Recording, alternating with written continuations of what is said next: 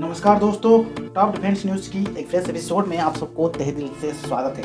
आज हम बात करेंगे मिशन शक्ति। अंतरिक्ष में भारत की दुश्मन का काल ऐसे करता है काम, जानिए क्यों पड़ा इस महाहथियार की जरूरत। भारत के दुश्मन चाहकर भी अंतरिक्ष से भारत पर हमला नहीं कर सकते हैं। भारत ने आज ही के दिन में 5 साल पहले मिशन शक्ति का पूरा किया था। अब अंतरिक्ष में एक छोटा सा सैटेलाइट को मिसाइल से मार गिराया गया था और उसके साथ भारत दुनिया का चौथा देश बन गया है जिसके पास थी यह शक्ति। इसके बारे में पूरी डिटेल आज के हम इस टॉपिक में बात करेंगे। फ्रेंड्स, वीडियो आप न्यू देख रहे हो, चैनल पे न्यू हो तो जरूर चैनल को सब्सक्राइब करके ऑल नोटिफिकेशंस को ओके कीजिए फ्रेंड्स, क्योंकि आपके लिए आपका भाई इसी तमाम डिफेंस न्यूज डेली बेसिस में लाता रहता है। तो जो अपडेट आ रहा है 27 मार्च 2019 को तो प्रधानमंत्री नरेंद्र मोदी ने दुनिया को बताया कि अब भारत अंतरिक्ष में भी अपना दुश्मन पर हमला कर सकता है। अंतरिक्ष से होने वाले हमला से खुद को बचा सकते हैं। उससे ही जैसे मिसाइल विकसित किया गया है जो कि अंतरिक्ष में दुश्मन सैटेलाइट या हथियार को मार गिरा सकता है, तब दुनिया हैरान हो गई थी। यदि मैं बात करूं, इस ऑपरेशन का नाम था मिशन शक्ति। इस मिशन को पूरा करना इतना आसान नहीं था। 2 साल से तैयारी चल रही थी। लॉन्चिंग से 6 महीना पहले तक दुश्मन या तो मिशन मोड पर काम चल रहा था। यानी इन 6 महीने में 100 से ज़्यादा वैज्ञानिक इस प्रोजेक्ट पर शामिल हुए। उस हिसाब से इसको अपडेट किया गया है। सिक्योरिटी पर्पस में इसको एडवांस अपडेट किया गया है और उस हिसाब से इसको संस्पर्क अपडेट किया गया है। जो अपडेट आ रहा है कि फ्रेंड्स, यहाँ पर डोभाल हर कदम, यदि मैं बात करूँ, हर कदम हर डेवलपमेंट की जानकारी पीएम मोदी को दे रहे थे। हमारे जो अजीत डोभाल जी है, यह प्रोजेक्ट यदि मैं बताऊँ, यह प्रोजेक्ट इतना ही शांति से पूरा किया गया कि पड़ोसी मुल्क को खबर ही नहीं लगा। पता तब चला जब भारत ने बनी स्वदेशी AS-80 सैटेलाइट ने अंतरिक्ष 350 किलोमीटर की ऊंचाई पर मौजूद पुरानी भारतीय बेकार सैटेलाइट को निशान बनाया था। अभी आपके मन में आ सकता है कि AS-80 क्या है? ये है एंटी सैटेलाइट वेपन्स। तो ये आपका उसी हिसाब से मैं आपको साथ शेयर कर रहा हूँ, ठीक है। ये इमेज आप देख रहे हैं, मिसाइल ने टारगेट को सीधा हिट किया और जैसे यदि मैं बता दूँ, जैसे एक काइनेटिक स्किल कहते हैं, इसको काइनेटिक किल कहते हैं। तो यह मिसाइल धरती के निचले कक्षा यानी लॉन्चर अर्थ ऑर्बिट में निशान लगा सकती थी। यहाँ पर यह अपडेट आ रहा है कि यह उसके ऊपर भी जा सकती थी, लेकिन 2019 का परीक्षण सिर्फ निचला कक्षा तक के लिए ही था, क्योंकि ज़्यादातर सैटेलाइट वहीं पर रहते हैं। तो भारत के पास कौन सा AS-80 हथियार है? भारत के पास एंटी सैटेलाइट मिसाइल के लिए पृथ्वी, जो अपडेट आ रहा है, पृथ्वी पर डिफेंस स्पैट सिस्टम में यह पूरी तरह से पृथ्वी मिसाइल से नहीं मिलता है, लेकिन कुछ तकनीक, यदि हम बात करेंगे, कुछ तकनीक लिया जा सकता है या उसको अपडेट किया जा सकता है। और इसे यदि हम बात करेंगे, प्रद्युम्न बैलिस्टिक मिसाइल और एंटीसेट भी किया जाता है, मतलब कहा जा सकता है।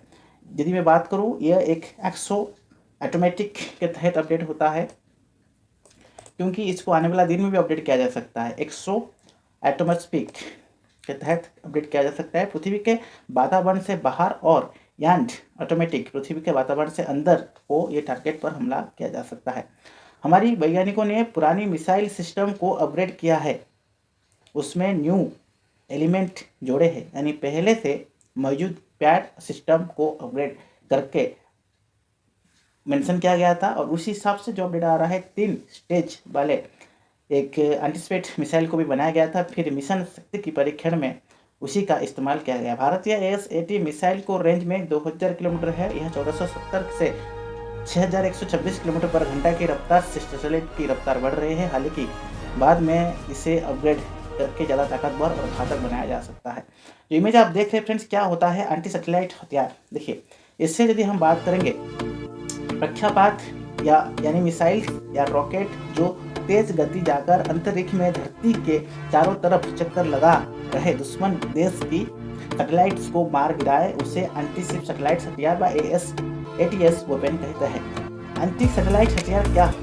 इसका यदि हम इतिहास के बारे में बात करेंगे तो 1957 में जब सोवियत संघ ने दुनिया का पहला सैटेलाइट सुपरसोनिक 1 लॉन्च किया था, अमेरिका को लगा कि सोवियत संघ धरती के कक्षा में परमाणु हथियार संपन्न सैटेलाइट तैनात कर रहा है। तब अमेरिका ने पहला AS-80 बनाया था।